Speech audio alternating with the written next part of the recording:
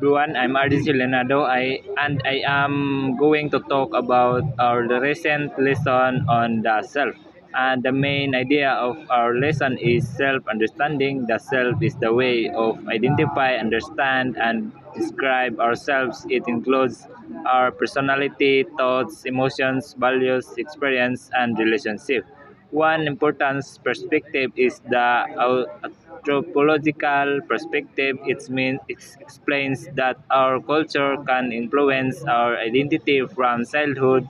We learn values and behaviors from our family and community. This becomes part of the way understand ourselves. For example, if a child grows up in a family that values education, the child may develop the belief that studying and learning are important. If the family also teaches respect and responsibility, these values may influence the child behavior. The philosophical perspective helps us understand what happens within ourselves. One example of Carl Rogers' idea of the real self and ideal self. For example, I may see myself as someone who is sometimes afraid of making mistakes, but I may want to become someone who is more confident and willing to try new things. The person I am now represents myself, while the person I want to become represent my ideal self.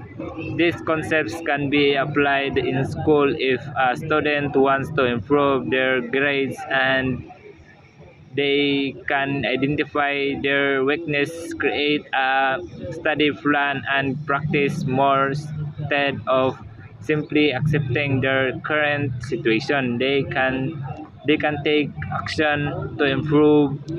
This is important because self-awareness can help us make better decisions. When we understand our emotions, strengths, weaknesses, and goals, we can respond to situation more effectively.